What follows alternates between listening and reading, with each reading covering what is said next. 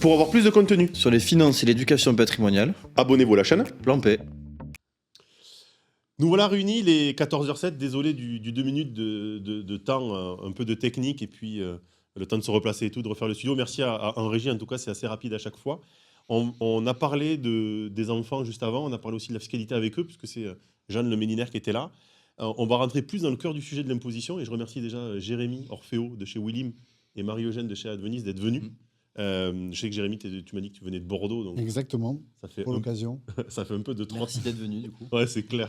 Merci à toi. On a reçu ton associé, on a reçu Minsa, pardon, Ouais. lundi, et on a eu de super retours Ouais. sur la retraite avec Maxime. Donc vraiment, moi en tout cas, je le félicite et je te remercie. Eh ben, merci de nous avoir invités, permis de faire ces présentations. On est très content d'être là. Ben, super. On va parler de l'imposition des SCPI, du LMNP et des revenus fonciers.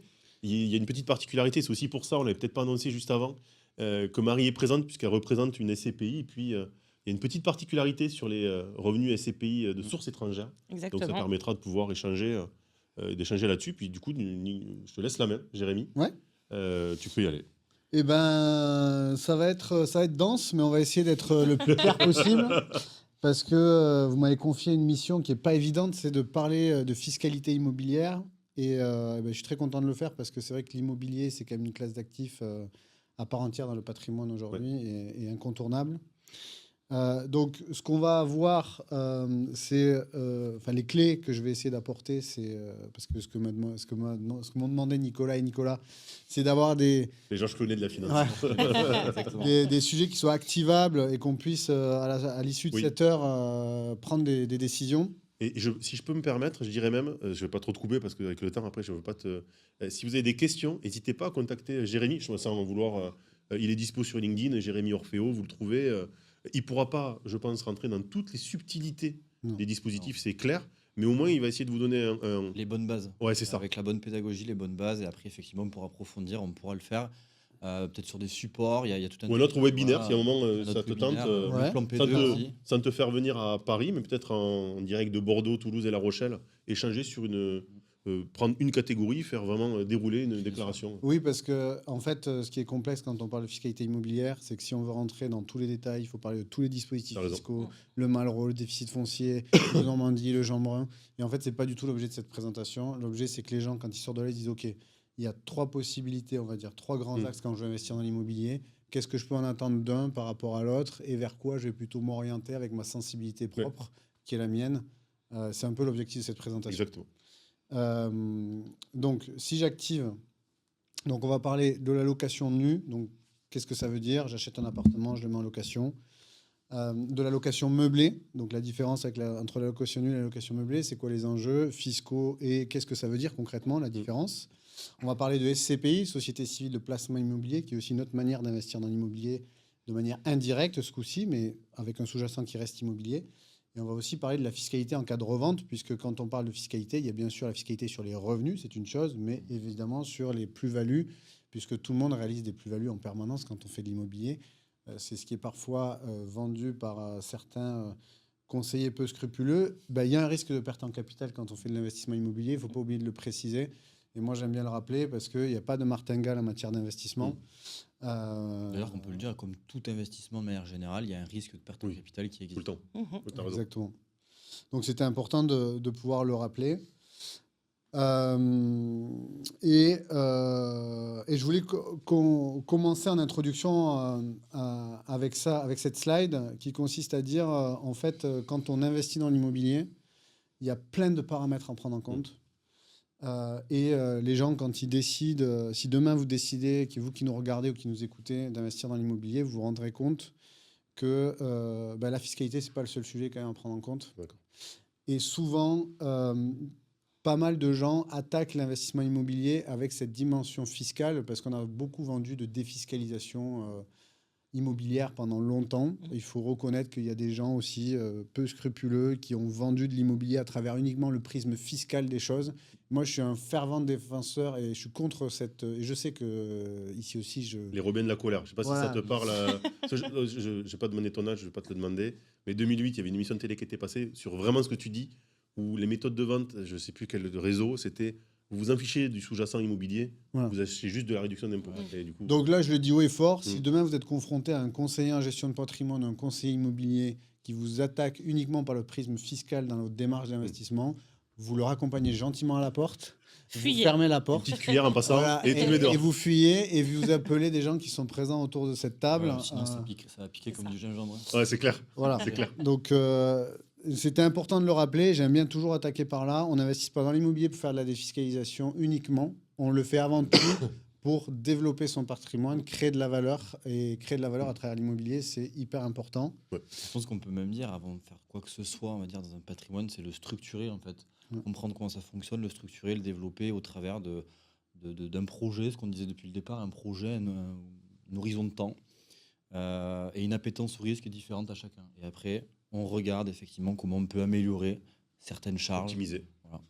Parce qu'on va quand même pas se mentir aujourd'hui, investir dans l'immobilier en France, c'est une tannée pour plein de raisons. Des raisons qui sont liées aux logiques de plafonnement des loyers qui nous ont été mis en place dans certaines grandes métropoles. Mais Bordeaux, d'ailleurs, c'est le cas. Voilà, moi, Bordeaux, Ouais, on c'est est dedans. clairement dedans.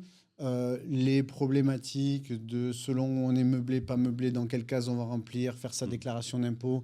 Donc là, je ne vais pas amener les gens qui nous regardent pas à pas à vous faire une déclaration d'impôt Non, non, c'est pas immobilière, mais c'est complexe aussi Oui, selon ouais. la surface patrimoniale, qu'on fasse du meublé ou pas du meublé. Quand on est un meublé, il y a une liasse fiscale à faire. Bref, donc il y a plein de barrières quand on fait de l'investissement immobilier. On veut vendre l'immobilier comme étant quelque chose de simple. C'est quand même compliqué et surtout si on l'appréhende uniquement par le prisme fiscal. Donc je le disais, le plafonnement des loyers, c'est une problématique. La problématique liée au diagnostic de performance énergétique, les DPE. Je rappelle qu'on ne peut pas aujourd'hui louer des biens qui sont en DPE G et bientôt on va passer sur le F et bientôt 2034 le E.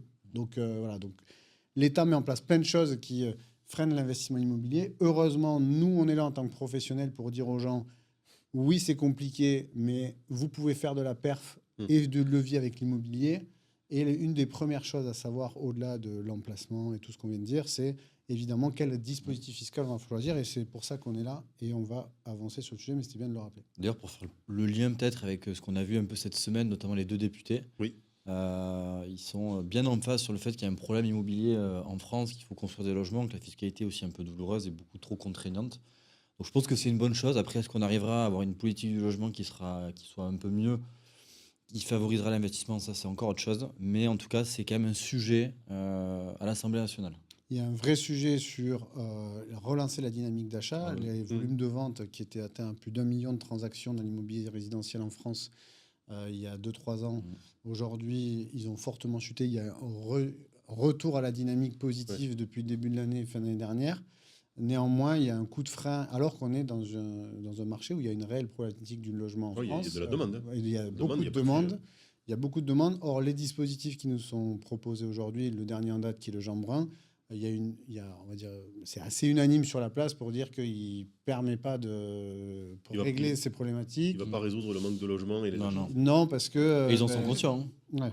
Mais je sais pas. Alors, il parlait. En tout cas, les deux députés ont l'air d'en être Lionel Cos conscients. avait l'air de dire maintenant ils savent qu'il faut construire du logement. Avant ils se disaient il n'y a pas besoin. Ouais, bien sûr. Là ils disent il nous faut 2 millions de logements en plus. Mais moi je rejoins ce que dit Jérémy. Je ne suis pas convaincu. Enfin, le dispositif ne répondra pas à la demande, quoi. Ah non, non, Non. ça c'est une certitude. Mais c'est un peu ce que nous disait de toute façon Charles de Courson par rapport aux amendements qu'il aimerait bien déposer. Mais il y a un vrai sujet là-dessus. Ouais.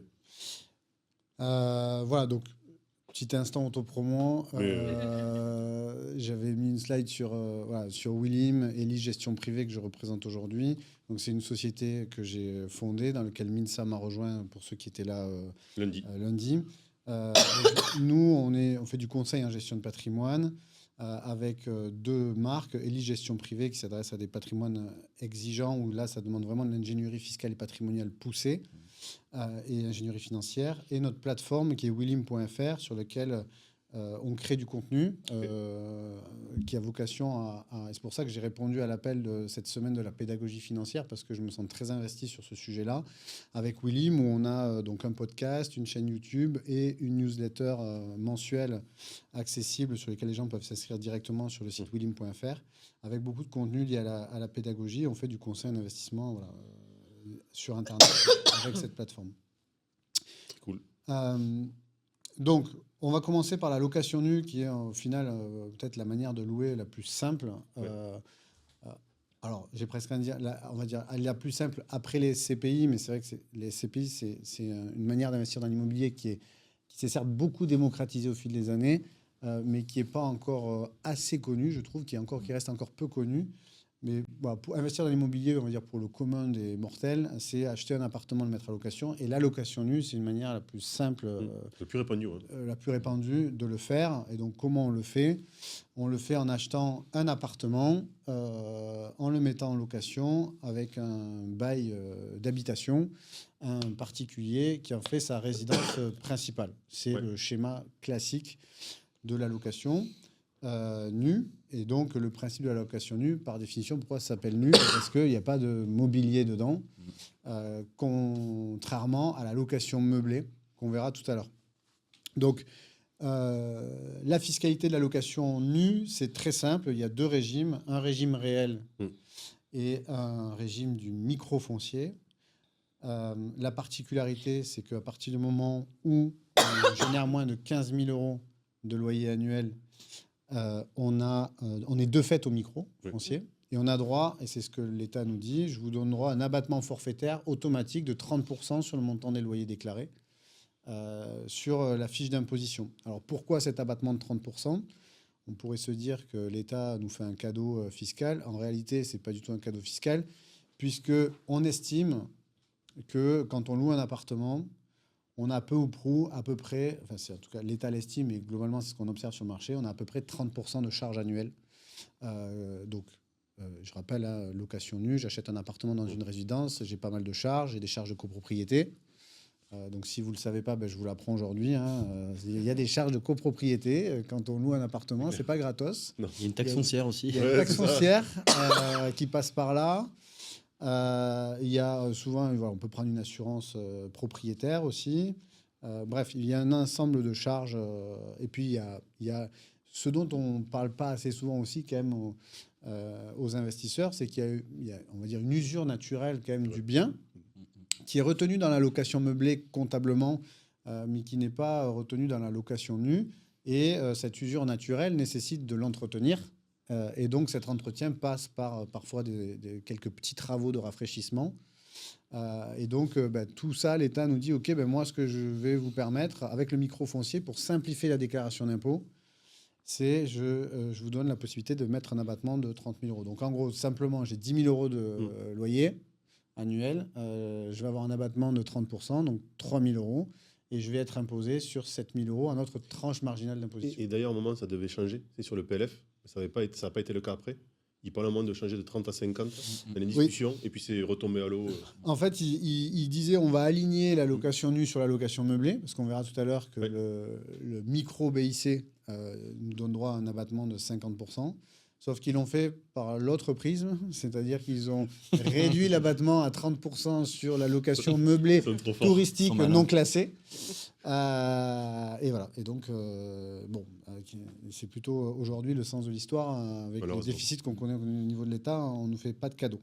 Peut-être qu'on peut préciser, pour faire le parallèle avec Aurélie ce matin, c'est que ce matin, on a vu du coup le volet impôt sur le revenu, on a vu le revenu fiscal de référence, donc du coup les revenus de location meublés nus, comme ça. Ce sont des revenus fonciers. Oui. Donc c'est une des catégories de revenus sur lesquels finalement on va ajouter les autres revenus et avoir le revenu fiscal de référence. Donc il y a 7 catégories, dont les revenus fonciers. On verra après les BIC sur les locations meublées, et puis il y en a d'autres. Voilà. Mais au moins ça permet de contextualiser. Et donc ce revenu brut qu'on déclare, on applique cet abattement, on a un revenu net.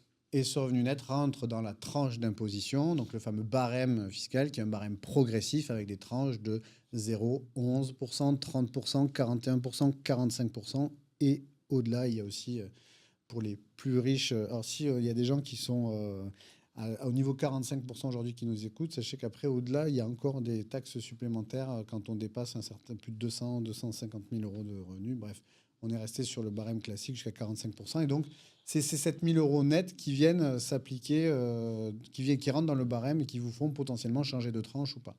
Et en plus, derrière, on a des prélèvements sociaux qu'on n'oublie pas, qui sont de 17,2% sur ça serait trop simple. les revenus locatifs. et on a eu de la chance, puisque malgré tout, on aurait pu tomber sur l'augmentation des prélèvements sociaux sur les revenus locatifs. Et c'est une catégorie des revenus qui a échappé, qui a été épargnée. Un peu, mais oui. Deuxième possibilité, c'est le régime réel. Et donc là, le régime réel, on l'a sur option. Donc c'est moi, donc Jérémy Orfeo, en tant que particulier propriétaire, qui décide de dire à l'administration fiscale, en fait, je ne veux pas être au micro-foncier, je vais être au réel. Donc là, on est en droit de se poser la question, mais qu'est-ce qui fait que je vais basculer du micro au réel? Eh ben, c'est magnifique, puisque j'ai prévu de répondre à cette question.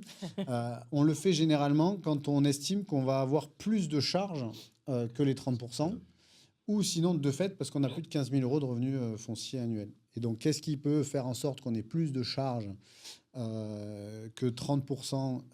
Il peut y avoir plusieurs raisons. Soit c'est une année où on va engager beaucoup de travaux pour entretenir notre patrimoine immobilier.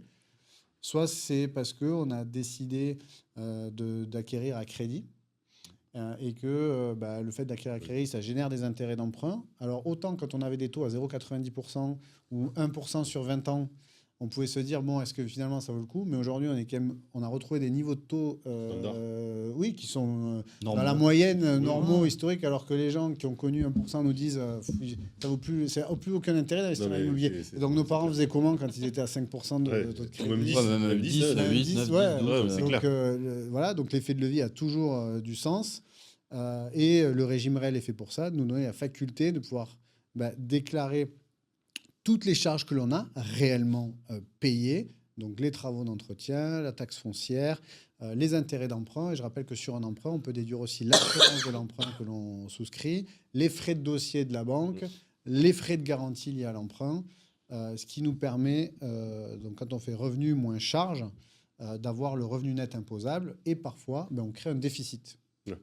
Et ce déficit, il peut être déduit des revenus globaux quand il est généré par des travaux, donc avec un plafond annuel de 10 700 euros. Donc ça veut dire qu'en gros, imaginons, j'ai 10 000 euros de loyer. Je vais faire simple. Non, mais c'est parfait. Si je commence à rentrer vraiment, je fais simple. J'ai 10 000 euros de loyer, j'ai 20 000 euros de travaux déductibles. On a pris comme exemple ce matin. Ah ouais. C'est exactement le même montant en plus. Tu vois, je pense que tu étais dans le train, tu n'as pas dû regarder. On a fait comme toi. Si je commence à... Voilà. Donc, si vous avez parlé ce matin, si c'est une redite pour certains, désolé, mais voilà. Vas-y, parce que les gens qui se connectent ne le savent pas, je pense. Voilà. Donc, j'ai 10 000 euros de revenus fonciers, donc 20 000 euros de travaux, ça me fait 10 000 euros de déficit. Et ce déficit-là, je vais pouvoir l'imputer. Imaginons que je n'ai que des revenus d'activité de mon salaire, par exemple. Je vais pouvoir les déduire jusqu'à 10 000 euros de mes revenus. Donc, c'est quand même de mes salaires. Donc, c'est quand même intéressant. Ça fait donc diminuer le revenu imposable et ça peut faire basculer de tranches fiscales à la baisse. Voilà, donc micro-foncier, régime réel. Je ne sais pas si tous les deux vous voyez un truc à rajouter. Mais... Non, je trouve que c'est assez clair. Je vois que tu l'as marqué, le irrévocable sur 3 ans. Ouais. Je pense que dans l'analyse, je pense qu'il faut aussi se dire, si mes charges sont potentiellement, j'ai un peu de travaux, mais que après mon surcoût d'imposition va le compenser, de ne pas avoir une vision sur une année, vraiment de l'avoir sur 3 ans, comme tu as pu le mettre là. Parce qu'on a tendance à oublier ça. À partir du moment où on prend le régime réel, c'est irrévocable pour 3 ans.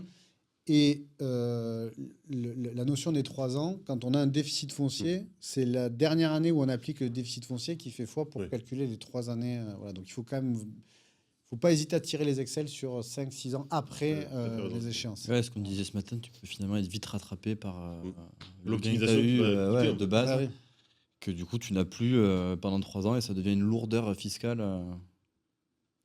Exactement, d'où l'intérêt de faire des business plans financiers quand vous pilotez votre patrimoine. Faut le faire avec un CGP. Non, mais de se faire accompagner en fait. Oui, c'est ça. Faut le faire avec un CGP. C'est compliqué de maîtriser toutes les lois. Ce que je peux déduire ou pas, parce qu'il y en a des fois qui dans les travaux mettent des choses qui sont pas déductibles. Donc je pense qu'il faut vraiment se faire accompagner sur au moins ce pré-bilan avant. Je suis d'accord et souvent on voit, et c'est ce que je dis à aux clients, c'est des fois on a l'impression que le conseiller en gestion de patrimoine représente un coût. Mais au final, le coût de l'erreur est souvent plus important que le coût de se faire accompagner. C'est le coût de la tranquillité. C'était magnifique, ça, comme phrase. Mais j'adore, mais il y a aussi un dit, vous trouvez ça cher, mais l'incompétence vous coûte encore plus cher. Il y avait une truc comme ça. Du coup, je fais une phrase de merde. Le prix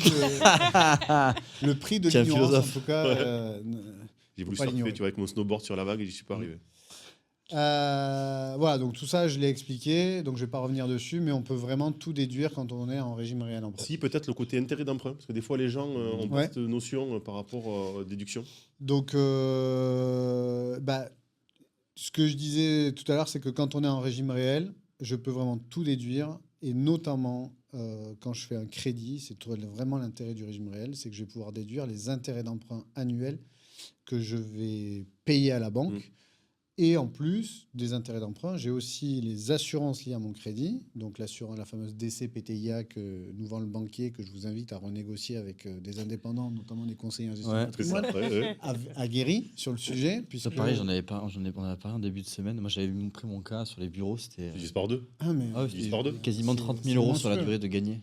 C'est J'ai colossal. établi mon record en 2020, début 2026 sur une renégo d'assurance emprunteur sur une durée de 15 ans. J'ai fait économiser 22 000 euros à mes T'imagines clients. C'est énorme. énorme. C'est lunaire. hein. Énorme. Voilà, les charges de copropriété, les frais de gestion, si vous mettez en location avec une agence immobilière, ben, les frais de gestion sont aussi déductibles. Donc vraiment, vous pouvez tout déduire quand vous êtes en régime réel des revenus locatifs encaissés. Donc ça, bon, de toute façon, je crois que ce contenu après sera Oui, diffusé. accès Ouais, tout à Dans fait. le e-book, ouais. dans le e-book. Mais l'avantage, C'est pour ça que j'ai une fait grille la slide applicable. Mais dessus. c'est top. Je fais la slide dessus. Je me suis dit, même si on ne le développe pas pendant 10 ans à l'oral lors du live, au moins les gens repartiront avec une espèce De de l'applicable. to-do list C'est ce applicable qu'on veut, ouais. Applicable. sur lequel ils pourront se Ouais. référer pour leur premier investissement locatif en se disant, bon, bah, du coup, voilà. Donc, je vous ai fait une liste. Voilà dans quel cas il me semble le réel est souvent plus pertinent, sans que ça soit la Bible exacte. Voilà, c'est des cas, on va dire, généraux. Et dans quel cas le micro peut être préférable. Je suis plutôt totalement aligné. On peut le répéter, mais il n'y a aucun conseil qui est fait pendant Plan P Non, sur une c'est du situation. généraliste. C'est que du généraliste. Si on veut du conseil personnalisé, on s'adresse à un appelle pro du métier. un pro du métier, un conseiller en gestion de patrimoine, peu importe lequel. L'idée, c'est de se faire accompagner par des gens qui savent et qui ont les Nous, on a capacités d'étudier, d'avoir une vision globale. On a essayé de réunir des gens qui avaient, je parle de toi Jérémy, qui n'avaient pas un parti pris, en disant ils sont neutres. Voilà, il n'y a pas de commerce en soi. C'est vraiment vous amener du contenu.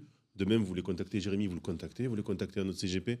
Le but, c'est vraiment, je pense que le maître mot, c'est faites-vous accompagner pour pas prendre les mauvaises décisions, Voilà. parce que souvent, ce qu'on dit, c'est qu'un mauvais choix, tu peux le traîner des années, quoi. Ouais, avec un conseiller dans lequel vous avez la confiance, le feeling aussi, c'est important.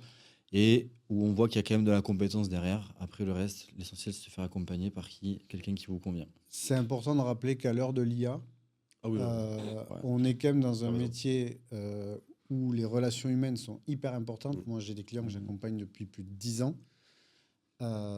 Et dans la continuité aussi de la relation client. C'est pour ça que finalement, quand on discute entre nous, on ne s'est jamais trop senti comme concurrent, dans le sens où on a tellement une relation de proximité avec nos clients, et c'est souvent une relation humaine. C'est-à-dire, j'ai des clients, on ne s'entend pas bien, ils s'entendront peut-être bien avec toi, et inversement. Mais de toute façon, on ne peut parce pas que- traiter tout le monde non plus. C'est une question de feeling. hein. Et Je pense que tu as raison sur le côté, on n'est pas concurrent, on est complémentaires, Non, je pense. ouais. D'où l'objet aussi de Plan P, c'est de se dire qu'aujourd'hui, on a tous notre pierre à apporter à l'édifice. Et toi, tu disais, William, sur le côté pédagogie, c'est qu'en fait, on ne pourra pas traiter tous les clients. Enfin, je vois pas comment. Non, puis Et le le but, but, c'est c'est d'être d'être- tout le monde. On a des prismes différents, on a Oui, des oui. manières de parler On différentes. sera peut-être pas pareil non plus, donc voilà. aucun sujet, honnêtement.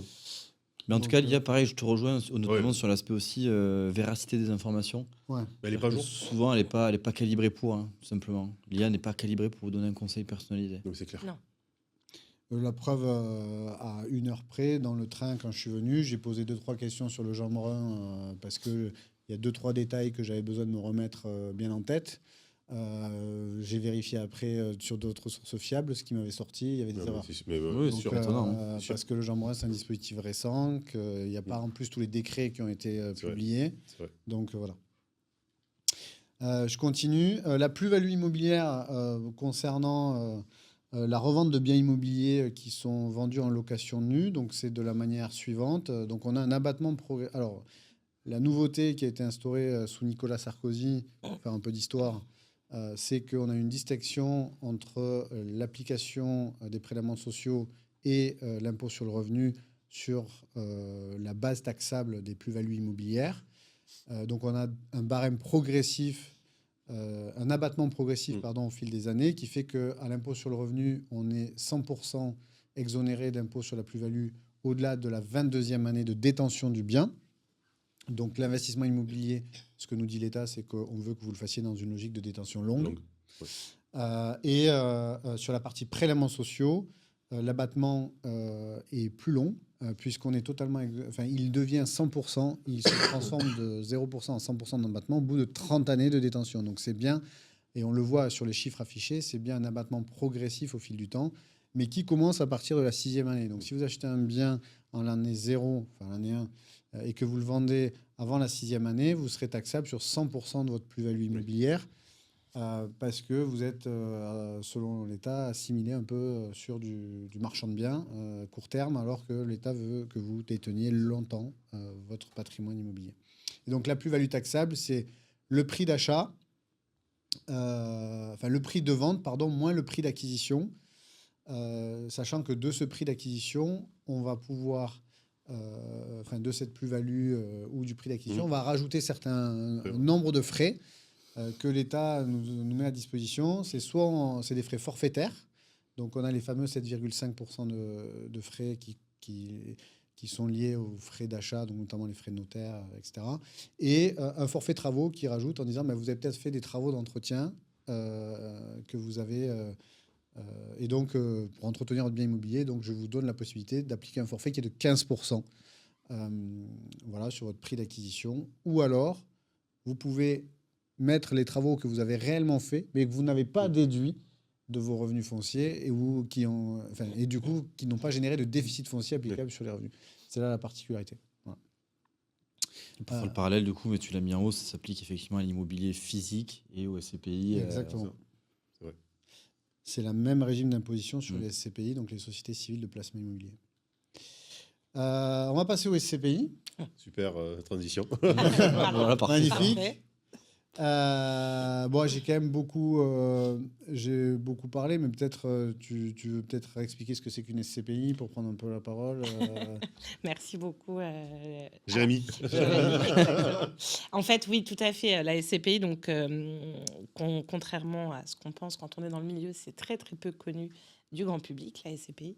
Et donc, pour vous expliquer rapidement ce que c'est qu'une SCPI, c'est une société. Donc, ça veut dire que vous achetez des parts de cette société. Le fait d'acheter des parts de cette société vous permet de devenir associé de cette société. Et cette société, avec l'argent qu'elle a récolté auprès de ses associés, elle va acquérir un parc immobilier avec par exemple, ça peut être des bureaux, ça peut être des centres logistiques, ça peut être des centres de santé, des hôtels, différents immobiliers qui ne sont pas accessibles aux tout venants et que vous ne pourriez pas acheter directement par vous-même. Donc voilà, donc c'est devenir copropriétaire d'un gros parc immobilier géré par une société. Et l'intérêt de la SCPI, effectivement, c'est que c'est de l'investissement immobilier indirect et que donc la société va gérer à votre place toutes les contraintes qui peuvent être liées à de l'immobilier direct, à savoir chercher un locataire, gérer la vacance locative, gérer les travaux, gérer des frais, gérer tous ces sujets-là, les syndics, etc. Et ça, c'est fait par la société. Et vous, quelque part, moyennant effectivement des frais de gestion, mais vous, quelque part, vous touchez les fruits de cette société via des revenus qui vous sont versés trimestriellement et qui correspondent approximativement au loyer encaissé par la société sur le parc immobilier qu'elle détient. Belle définition. Hyper clair. Voilà. Très clair. Allez. C'est vrai. À demain. Allez. Non, vraiment, Un petit coup de pour le goûter. On a essayé. Non, mais du coup, effectivement, le gros avantage, c'est la mutualisation du risque locatif qui est lié à un nombre important de locataires. Exactement. Et un nombre important, enfin, en tout cas, des secteurs immobiliers différents. Il peut y avoir des résidences seniors, des cliniques privées, enfin, uniquement les murs, pas les fonds de commerce, des bureaux, des commerces, etc. Et puis rentrer à moindre coût aussi dans l'immobilier, Ouais, finalement. c'est l'accessibilité. C'est aussi Ça l'immobilier devient beaucoup Ouais. plus accessible que l'immobilier physique. On est sur des montants 5-6 chiffres, même plus si jamais. Mais là, on peut rentrer avec quoi? C'est 1 000 euros. 1 000 euros, ouais, voilà. 1 000 euros. Les SCPI, c'est à partir de 1 000 euros. Ouais, tout à fait. Donc, c'est C'est quand même accessible. beaucoup plus digeste, quoi. C'est ça, et on a aussi l'avantage sur la SCPI de pouvoir aussi utiliser l'effet de levier du crédit aussi sur la SCPI. Donc, ça permet également de bénéficier du crédit et de pouvoir s'endetter pour pouvoir acheter des parts. Donc, c'est aussi intéressant.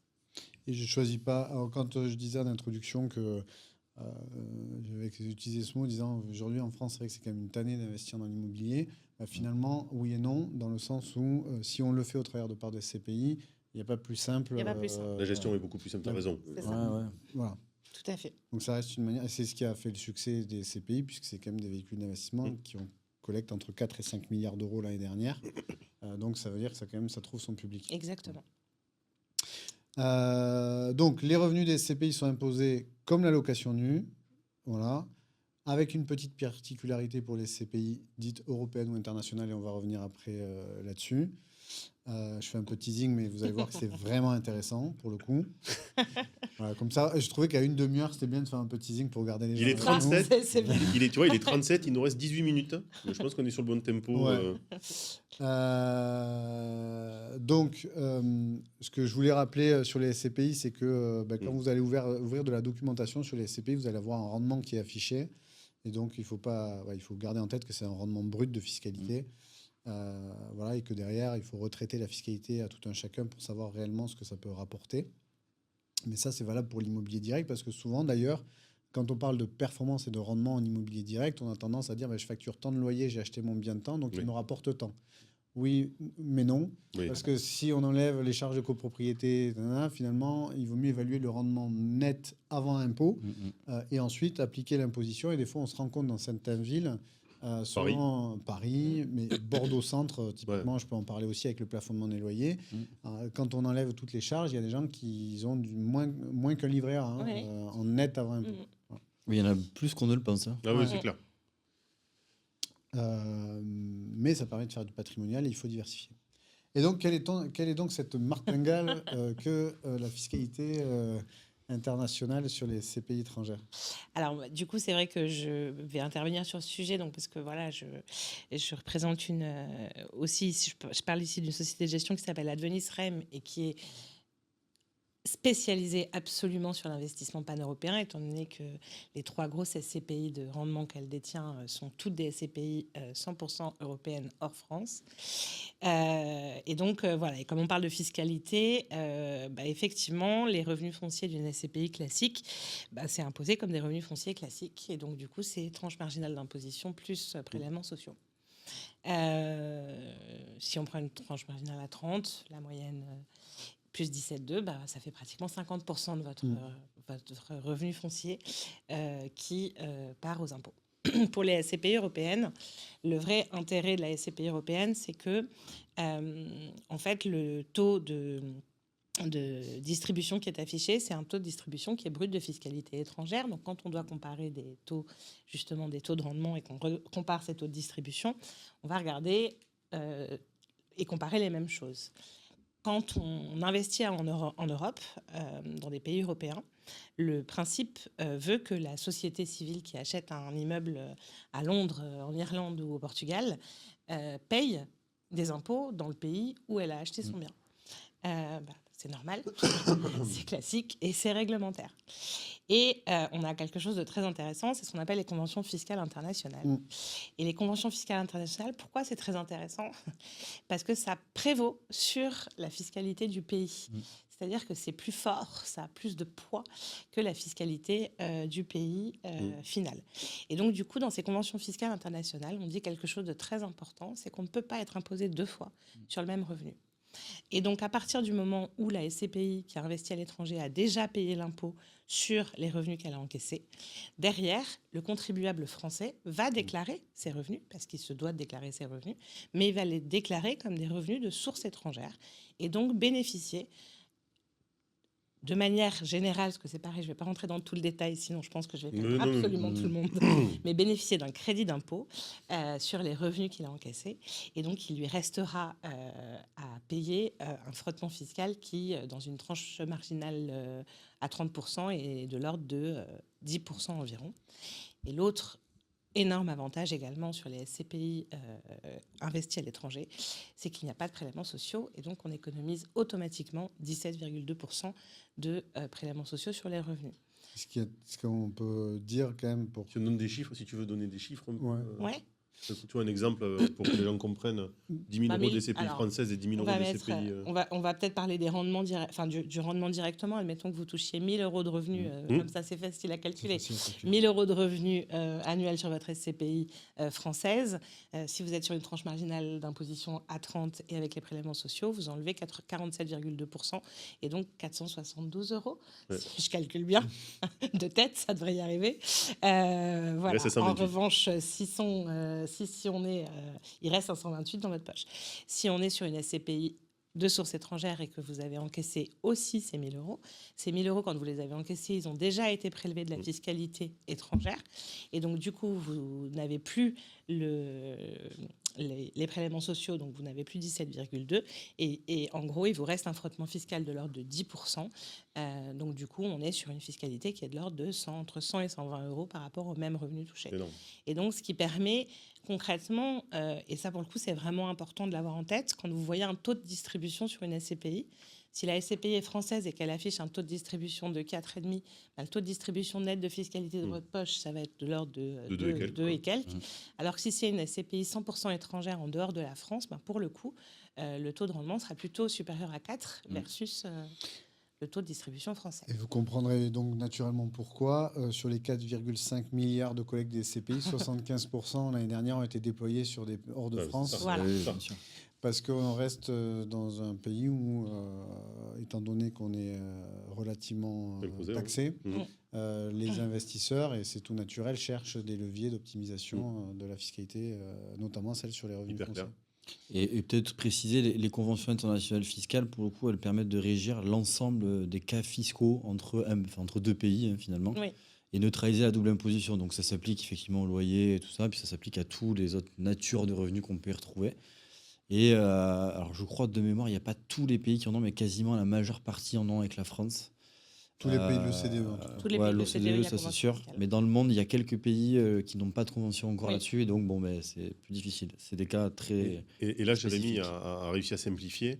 Après, c'est vrai qu'il y a les trois natures, crédit, réduction. Ouais. Oui. Après, les faiseurs des CPI ont normalement des imprimés, Alors exactement, qui sont assez c'est-à-dire clairs. toutes les Ouais, sociétés ouais, de gestion apportent un outil d'aide à la déclaration parce fiscale que c'est au moment pas- des SCPI. La première est difficile, enfin, on va être honnête et transparent, il y a plusieurs Sur choses le à cas. faire. On Mais peut se faire ensuite, accompagner par un on peut se faire conseiller. accompagner Oui, par un pour la conseiller première. aussi pour la première. Mais effectivement, vous avez une aide à la déclaration fiscale pour vous aider à remplir vos revenus, parce qu'effectivement, il y a des revenus en crédit d'impôt, des revenus en taux effectif, des revenus en exonération. Voilà. Et donc, ça peut sembler un peu complexe au départ. Et c'est bien aussi de rappeler que on le parle dans le cadre d'un SCPI, mais si demain vous voulez acheter un bien en Italie et que vous le C'est louez, vrai. Oui, tu as raison. la convention fiscale s'appliquera de la même Même manière. manière. C'est juste Ouais. que là, les sociétés de gestion des SCPI l'ont rendu d'autant plus simple et Et accessible. accessible, oui. Parce que demain, je décide d'acheter un appartement en Italie. Bon, je vais peut-être, voilà, il y a des logiques réglementaires où ça va peut-être être un On frein. apprend des choses apparemment. Jérémy, peut-être. En tout cas, on se renseigne. Après, D'accord, ok. voilà. Alors qu'en SCPI, ça reste une SCPI de droit français, voilà, C'est et ça. on y accède, et on accède à l'immobilier à l'étranger grâce à ça. Donc c'est Exactement. aussi, voilà. Ok. Donc bon, très clair, merci. Merci. J'avance et on parle du LMNP. Combien il nous reste Il de reste temps? 10 minutes. 10 minutes, très bien, c'est le temps que j'avais prévu. T'as bien timé. Je trouve qu'en plus, le LMNP, on en a pas mal parlé hier. Ouais, vous en Ouais, avez mais parlé. Sur la Mais fiscalité, je pense que c'est important C'est bien d'en remettre une couche. Hein, mais... Donc LMNP, loueur meublé non professionnel. Bon, ce que je voulais rappeler, c'est qu'il y a 3 types de LMNP. Vous en avez peut-être parlé hier, mais pour ceux qui n'étaient pas connectés hier, Ouais, il y a la location meublée longue durée où je loue à quelqu'un qui a fait sa résidence principale. Donc un appartement qui est meublé, c'est-à-dire la personne n'a plus qu'à poser ses valises. C'est la règle, c'est celle-ci, n'a plus qu'à poser ses valises pour habiter dans le bien. Location meublée saisonnière, donc dite courte durée, où on parle de location touristique, de tourisme, donc Airbnb, Abritel, voilà, pour citer les 2 plateformes majeures. Et donc là, on rentre aussi dans le LMNP. Et enfin, il reste la location meublée de résidence de service, où là, on achète un bien qui est loué à un exploitant avec un bail commercial, et on bénéficie aussi du régime LMNP. Voilà. Et donc le principe, là où je vais juste faire un warning, c'est que il y a aussi le régime du loueur meublé professionnel, et on peut basculer sur ce régime-là, et c'est automatique désormais, alors qu'avant c'était sur option. Et l'inconvénient, c'est qu'on bascule dans un régime d'imposition qui est quand même très lourd, Oui. puisqu'on rajoute des cotisations sociales plus importantes, quasiment 2 fois plus importantes que quand on est un LMNP. Donc souvent, les gens essayent d'éviter de basculer dans le régime LMP. On en bascule quand on a des niveaux de revenus qui dépassent soit 23 000 euros, soit quand les revenus de la location meublée dépassent les revenus professionnels. Voilà. C'est qu'à la base, avant, c'était où Voilà. Là, c'est cumulatif. Ouais. Et là, c'est cumulatif. Mais c'était il y a 15 ans, je pense. Je ne l'ai pas connu, moi. Bah oui. Je sais. Donc, il y a deux régimes, pareil, le micro et le réel. Le principe ici, c'est l'inverse que dans la location nue, c'est-à-dire qu'on est de fait au réel et on opte pour le micro, BIC. Et donc, on est au régime des BIC et pas des revenus fonciers, donc bénéfices industriels et commerciaux. Le gros avantage fiscal de l'MNP, c'est celui-ci, c'est qu'on va considérer, donc c'est un avantage comptable en réalité, puisqu'on est dans le régime des BIC, donc on produit une liasse fiscale et que le comptable va pouvoir amortir la valeur du bien pour matérialiser comptablement l'usure du bien, tout simplement. Et cet abattement, c'est pas une charge décaissée, c'est-à-dire on va pas faire un virement de l'argent qui sort du compte, c'est une charge comptable qui va s'appliquer dans les charges de la comptabilité, donc venir diminuer naturellement la base taxable imposable. Et la conclusion de tout ça, c'est que la base taxable va être beaucoup moins importante que sur un régime réel en location nue. Et donc, du coup, on va avoir un impact fiscal qui sera beaucoup plus limité. Et c'est ce qui a fait le succès pendant des années de la location meublée, notamment parce qu'aussi, en cas de vente, avant la réforme de 2025, puisque ça a changé, on va le voir après, quand on revendait le bien, on rentrait dans le parti plus-value classique immobilière, détention 22 ans, exonération d'IR, détention de 30 ans, et la base taxable était celle que je vous expliquais tout à l'heure. Mais vous allez voir que après, sur l'immobilière, ça a changé, ce qui fait que ça, c'est toujours intéressant, mais ça a limité l'intérêt. Ça paraît aussi logique, hein, parce qu'on déduit fiscalement l'amortissement. En fait, c'était une anomalie. Oui, on est d'accord. Mais une anomalie qui a duré très longtemps. 49, je crois, le LMNP. Voilà, qui a permis à beaucoup de gens d'en profiter énormément. Et tant mieux, les lois sont ainsi faites. Et donc, on a le droit de surfer sur les vagues quand elles se présentent. Mais aujourd'hui, quand on revend le bien, on a un mécanisme de rattrapage un peu de l'intérêt fiscal d'avoir amorti le bien. Mais ça reste quand même toujours intéressant. Je fais quand même un petit focus sur le micro-BIC. Donc le micro-BIC, on peut l'avoir sur option. Et l'intérêt, c'est que là, l'abattement forfaitaire, il est non pas de 30%, mais il est de 50% quand on a un LMNP. On bascule sur un amortissement, un abattement qui est de 30% quand on est dans un cas spécifique qui est location courte durée et non classée. Voilà, c'est juste ça, donc c'est pour ça que je ne l'ai pas développé longuement. Et là, l'abattement, il est réduit à 30%. Donc, abattement de 50%. Donc, pareil, si on n'a pas envie de s'embêter à faire une déclaration fiscale avec un comptable, une liasse fiscale, on a quand même un abattement de 50% et on n'est taxé que sur 50% des revenus. Bon, en France, il faut souligner que c'est quand même une niche qui est intéressante. Ah oui. Quand on connaît le niveau d'imposition. Surtout que je peux faire migrer un bien qui était en nu en meublé. Ah oui. Ça, oui, exactement. Il n'y a pas de sujet. Et autre point important, et ça, faut le souligner quand ça se présente, c'est pour ça que je l'ai mis en gras, je l'ai souligné, c'est que le plafond des recettes a été augmenté par la loi de finances 2026, alors qu'on était plutôt sur des restrictions, ça c'est quand même un avantage. Bon, avant qu'on ait ce niveau de recettes en BIC, voilà. Je le souhaite à tout le monde. Je le souhaite à tout le monde, mais c'est pas demain que ça se construit. On est là pour vous aider à le construire, évidemment, mais il faut passer un peu de temps. Voilà, donc je vous ai fait un petit focus sur. Donc, rappel, je l'ai dit oralement, mais l'amortissement, c'est en gros, on va considérer que pendant une vingtaine d'années, votre patrimoine immobilier va se détériorer, entre guillemets, de par le fait de l'utiliser. Et donc, le comptable, il a des règles d'amortissement. C'est en gros 1/20, je simplifie, de la valeur du bien qui est impactée chaque année sur le niveau des loyers. Valeur du bien hors foncier. Hors foncier. Ouais, c'est important. Même si c'est un appartement. Ouais. C'est vrai que des fois, les gens ne comprennent pas. Ouais. Tu parles de la valeur du terrain sur un appart au dernier étage, ils disent. Valeur de l'actif hors foncier, tout à fait. Et pour le coup, même les amortissements au niveau de la plus-value qui sont du coup réintégrés au moment de la vente, c'est pas forcément une problématique parce que les abattements pour durée de détention, eux, courent toujours. Donc finalement, on a toujours la même exonération à 30 ans. C'est plus douloureux en cas de gestion. Ouais, mais t'as quand même ce qui est fait un peu, je pense que. Non, mais ça reste douloureux dans le sens où ça coûte plus cher si on vend, je sais pas moi, à 15 ans, par exemple. Oui. Voilà. Mais si effectivement on part sur de la gestion de long terme, c'est assez indolore. De toute façon, globalement, l'État, il n'a qu'une idée en tête, c'est vous faire détenir votre bien le plus longtemps possible. Oui. T'as raison. Donc, il faut partir de ce principe-là. Et d'ailleurs, tout est mis en œuvre pour des logiques de transmission. Même nous, quand on vous accompagne dans le développement du patrimoine, on essaye aussi de vous dire, écoutez, si vous constituez un patrimoine immobilier, faites-le quand même dans une logique de transmission, parce que même quand vous allez le transmettre aux enfants, on peut s'organiser pour que vous n'ayez pas de frais de succession, T'as pour raison. qu'on efface les plus-values T'as latentes. raison. Et donc, projetez-vous loin quand vous êtes dans une démarche de développement Tout à immobilier. fait, ouais. Voilà, à la revente. Donc, c'est là où on va rentrer sur les 5 dernières minutes, sur un exemple concret. Alors, évidemment, j'ai pris un exemple voilà, où on est sur 10 années. Donc, ça rejoint ce que tu disais. Donc, comme quoi, on est plutôt raccord. Ce qui est plutôt bon signe. Ça veut dire qu'on n'invente pas les choses. Donc avant 2025, je pouvais amortir la valeur du bien et quand je revendais, l'amortissement n'était pas réintégré dans le calcul de la plus-value. Depuis 2025, on le réintègre, ce qui fait que je paye plus d'impôts, on le voit sur cet exemple comparatif. Néanmoins, effectivement, si on détient le bien plus de 22 ans, on rentre dans ma logique d'exonération de plus-value à l'IR et 30 ans aux prélèvements sociaux. Donc finalement, ce qui a fait beaucoup de bruit dans la presse et tout, parce que ce qui est marrant, c'est que dès qu'il y a un truc qui sort, qui touche à quelque chose qui est techniquement sensible, on aime bien en faire beaucoup. Des caisses, des caisses. Et puis des gens très alarmistes, je trouve, sur les réseaux sociaux, dans les médias et tout ça. Et objectivement, c'est pas si alarmiste que ça, c'est juste un changement. Oui, c'était une niche fiscale, finalement. T'as raison, c'était une aberration.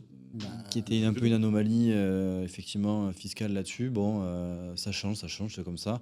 En soi, c'est pas problématique. Et la règle reste quand même assez intéressante au niveau des abattements dans la durée. Bon, et voilà. Et pour finir, je me suis dit, quoi de mieux pour faire quelque chose d'activable que de faire un petit tableau synthétique comparatif accessible pour tout le monde. Donc, vous aurez un e-book et que vous pourrez consulter sur dans quel cas on peut se dire il vaut mieux être en LMNP, en SCPI ou en location nue. Moi, ce que je vous recommande, et encore une fois, c'est pas pour prêcher pour ma paroisse, mais c'est malgré tout qu'à un moment donné, de faire valider avec un professionnel sur là où vous devriez aller en fonction de votre situation, parce que nous, on fait quand même des choses plutôt, enfin pas plutôt d'ailleurs, personnalisées. Voilà. Est-ce qu'il y a des questions ? Il nous reste non, c'est plutôt clair. Les retours que j'ai, c'est que c'était très clair. Il nous reste 1 minute. Moi, je pense que avec la comparaison, c'était clair. Sur les CPI, c'était clair. Peut-être qu'on peut dire aux gens, je pense que tu as raison, c'est de se faire accompagner parce que avant même l'achat et pas subir après la déclaration, l'optimisation, elle démarre déjà sur le projet et le plan dont on parle depuis lundi. C'est ce que je te disais, moi, un peu ce matin quand on parlait de holding. Alors, tu m'avais demandé un délai, tu sais, de quand est-ce qu'on pouvait s'en occuper. Finalement, ces projets d'immobilier, c'est aussi des choses qui s'anticipent. On ne se fait pas un projet immobilier en 2 semaines.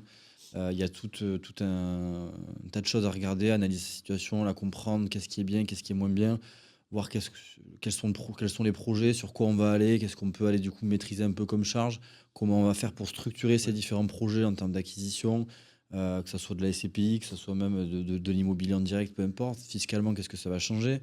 Pas sur une période d'1 an, mais peut-être sur une période de 10 ans, notamment avec les histoires des déficits, des plus-values calculées. La transmission peut rentrer en compte. Il y a tout un tas de sujets, donc il faut absolument se faire accompagner avec des professionnels qui ont des visions globales, je pense. Ça, c'est hyper important, sur lequel, effectivement, on a beaucoup de personnalisation. Et quand tu parles de planification, il y a plein de sujets que je n'ai pas abordés, mais on peut investir dans l'immobilier au travers de sociétés civiles. Et beaucoup de gens, souvent, nous posent la question, mais est-ce que c'est un intérêt ou pas ? Donc, les gens qui nous regardent, pareil, créer une SCI, ce n'est pas un objectif de vie. Même si pour beaucoup, des fois, on se demande. C'est vrai, tu as raison. Je veux dire, moi, personnellement, par exemple, je n'en ai pas aujourd'hui et tout va très bien. Et ça se passe bien. Ça se passe très bien. Ouais. Voilà. Par contre, il y a des moments de vie où il y a des profils de gens par rapport aux objectifs qu'ils ont, pour lesquels c'est important de leur conseiller d'en avoir une. Donc, créer une structure qui va anticiper. Voilà, pour anticiper, par exemple, des logiques de transmission, de gestion familiale. Voilà, donc j'ai pas parlé des logiques d'acquisition en société, c'est possible.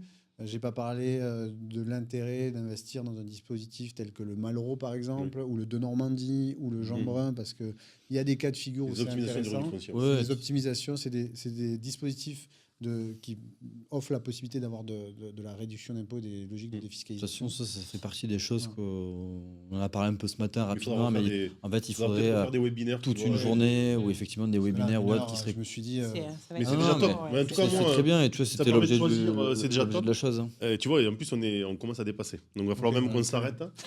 On se retrouve, de toute façon, on retrouve Jérémy dans 9 minutes, Ouais. 10 minutes. 10 minutes. 10 minutes. On va parler. Alors, on lui a laissé, cette fois-ci, imposition, assurance vie, PER. Donc, tu as vu, il y a deux. Cette fois-ci, c'est 2, c'est pas 3. Donc, ça, c'est plus cool. Tu seras pas tout seul, tu seras Non, avec je serai pas Audrey tout seul. Vialas. Du coup, Audrey, qui est mon associée sur le cabinet du coup qu'on a ensemble. Et donc, c'est elle qui va mener avec Jérémy Ouais. cette intervention. Et on remercie Marie. Merci à vous. Et on Merci se à dit toi, Marie. à dans 10 minutes. Au revoir.